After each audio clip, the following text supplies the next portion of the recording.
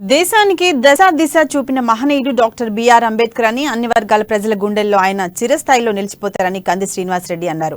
అంబేద్కర్ జయంతి ఉత్సవాలకు రావాలంటూ ఉత్సవ కమిటీ సభ్యులు కమిటీ అధ్యక్షులు దుర్గం శేఖర్ ఆధ్వర్యంలో కంది శ్రీనివాసరెడ్డిని మర్యాదపూర్వకంగా కలిసి ఆహ్వానించారు. అనంతరం అంబేద్కర్ విగ్రహావిష్కరణ జయంతి వేడుకలకు సంబంధించిన వాల్ పోస్టర్లను ఆయన చేతుల మీదుగా విడుదల చేశారు.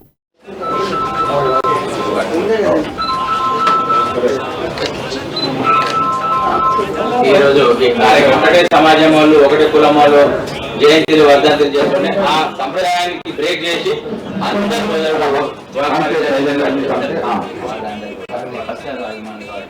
మీ వాయిస్ పార్టీలకి అతీతంగా ఒక అంబేద్కర్ మా దేవుడు ఆ దేవుని గురించి మిమ్మల్ని ఆహ్వానిస్తున్నాం. దయచేసి మీరు రావాలి. మీరు తప్పకుండా అసలు మీరు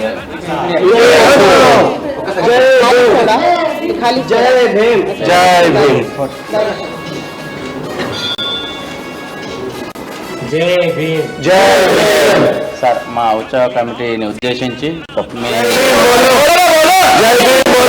సార్ ధన్యవాదాలు.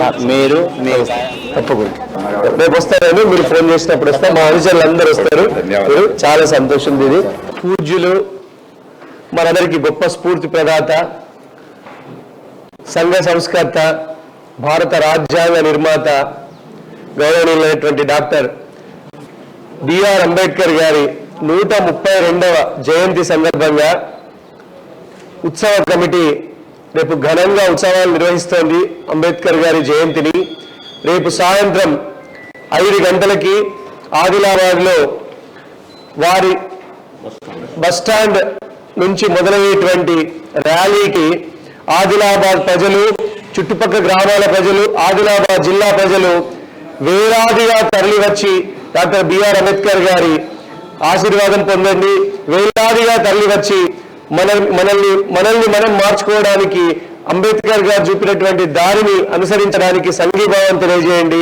మీ అందరినీ నా కార్యకర్తలు, మా పార్టీ కార్యకర్తలు, మా పార్టీ నాయకులు, మా పార్టీ కింది స్థాయి నుంచి పైన ఉన్నటువంటి అందరి కార్యకర్తలకి, శ్రేయోభిలాషులకి, నా అభిమానులకి, అందరికీ ఆత్మీయులకి అందరికీ నేను పిలుపునిస్తున్నా. రేపు తప్పకుండా సాయంత్రం 5 గంటలకు జరిగేటువంటి ర్యాలీలో పాల్గొని ర్యాలీని ఘన విజయం చేయగలరని నేను అందరినీ కోరుతున్నాను. రేపు అంబేద్కర్ చౌక్ లో నూతనంగా నిర్మించబడినటువంటి కొత్త డాక్టర్ బాబాసాహెబ్ అంబేద్కర్ గారి విగ్రహావిష్కరణ రేపు సాయంత్రం